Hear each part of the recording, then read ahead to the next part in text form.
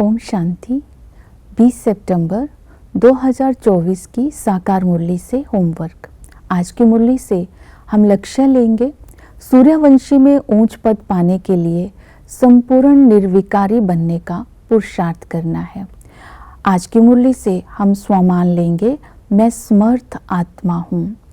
बाप की याद से सर्व शक्तियों से स्वयं को संपन्न कर समर्थ बन मैं सूर्यवंशी में ऊंच पद पाने के लिए पावन बनती जा रही हूँ। और आज की मुरली से हम रिफ्लेक्शन करेंगे शिव बाबा के संस्कार और ब्रह्मा बाबा के संस्कारों के मेरे अंदर कितनी धारणा हुई है। इन दोनों के संस्कारों की चिंतन करके लिस्ट बनाएंगे और सूर्यवंशी बनने के लिए, संपूर्ण निर्विकारी बनने के लिए बाबा की श्रीमत पर अटेंशन देंगे। आज की बाबा की श्रीमत है, घर गृहस्थ में रहते कमल फूल समान बनना है। घर गृहस्थ में रहते कमल फूल समान बनने के लिए बाबा ने विधि बताई। इस संगम पर तुम बच्चे संगम पर बने मेरे बने हो तो रावण के राज्य में पतित लोक लाज और पतित लोक लाज की मर्यादा को तुम्हें छोड़ना होगा। जो बाप सुनाते हैं वो बातों को जीवन में धारणा करनी होगी। तो बाबा तुम्हें 21 जन्मों के लिए पतित होने से बचा लेंगे। अर्थात हम घर गृहस्थ में रहते अगर कमल फूल समान बनेंगे तो 21 जन्मों के लिए सूर्यवंशी में ऊंच पद प्राप्त कर लेंगे, निर्विकारी दुनिया में चले जाएंगे। इसके लिए पावन बनने के लिए आज हम ये स्वमान लेंगे, मैं संगम युगी सच्चा ब्राह्मण हूँ। शिव बाबा ने ब्रह्मा के द्वारा हम बच्चों को एडॉप्ट किया है। हम ब्रह्मा मुख वंशावली ब्राह्मण हैं। जो बाबा के संस्कार वो हमारे संस्कार हैं।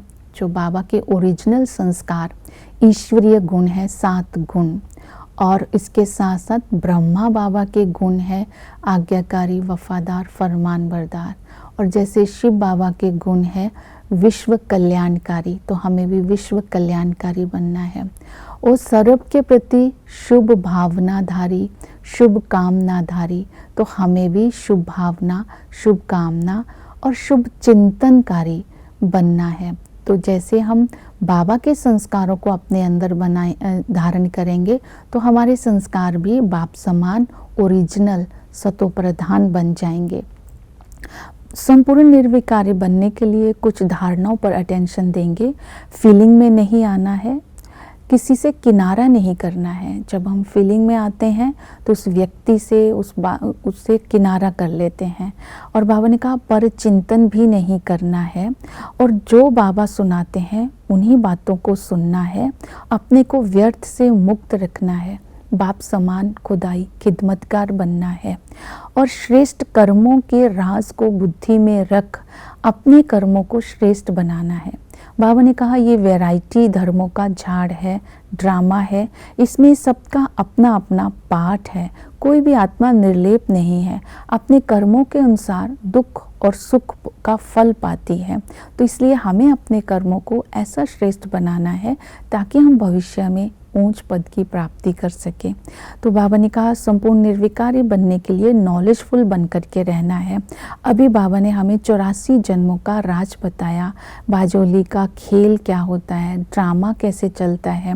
तो इसके आदि में हम जब थे तो सूर्यवंशी थे, संपूर्ण निर्विकारी थे, बहुत सुखी थे, एक धर्म था, इसे राम राज्य कहते थे, शिवालय कहते थे। जैसे ही मध्य में आए हम पुजारी बने, विकारी बने, अधर्मी बने, तो ये वैशाल्य कहलाता है, रावण राज्य कहलाता है, दुखी हुए। और जैसे अंत में बाबा हमें पूरे झाड़ का राज बताता है, अब ये झाड़ जड़ जड़ीभूत हो गया है, अंतिम समय है। तो बाप आए हैं हम बच्चों को पुरुषोत्तम बनाने, क्योंकि ये पुरुषोत्तम कल्याणकारी संगम युग है। स्त्री पुरुष को इकट्ठे रह करके पवित्र बनना है तो उत्तम बनेंगे। इस समय बाबा आकर के सबकी सद्गति करते हैं। तो संगम युग के महत्व को बुद्धि में रखना है तो संस्कारों में पवित्रता आएगी। फिर बाबा ने कहा याद की यात्रा में रहना है। तो बाबा आकर के याद की यात्रा सिखलाते हैं। देह के सब संबंधों को भूल एक बाप को याद करना है, घर को याद करना है और स्वर्ग को याद करना है। बाप को याद करने के लिए बाबा से संबंधों का अनुभव करेंगे। संगम पर हमें सूर्यवंशी का वर्षा मिलता है, हमें संस्कारों का वर्षा मिलता है और स्वर्ग का वर्षा मिलता है। और टीचर आकर के हमें हमारे लिए गॉडली यूनिवर्सिटी खोलते हैं। इस यूनिवर्सिटी में हम बच्चे पढ़ करके भविष्य में ऊंच पद के अधिकारी बनते हैं, लेकिन नंबरवार पुरुषार्थ अनुसार ही सभी शिक्षा लेते हैं।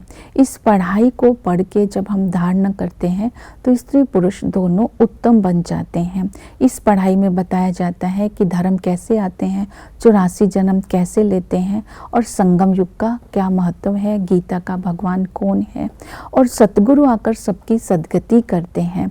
स्वीट होम को याद इसलिए करना है क्योंकि अभी हमें उस घर में जाना है। स्वर्ग को याद इसलिए करना है क्योंकि हमें स्वर्ग की माल मलकियत चाहिए। तो जिस चीज़ का चिंतन करेंगे वैसे संस्कार हमें हमारे बनते जाएंगे।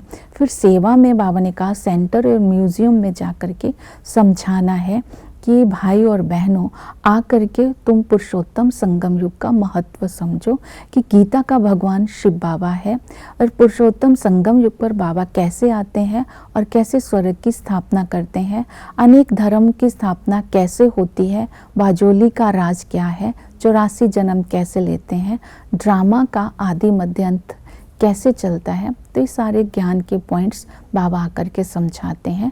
तो सच्चा खुदाई खिदमतकार करके सबकी खिदमत करके वर्षे का अधिकारी बनाना है। ओम शांति।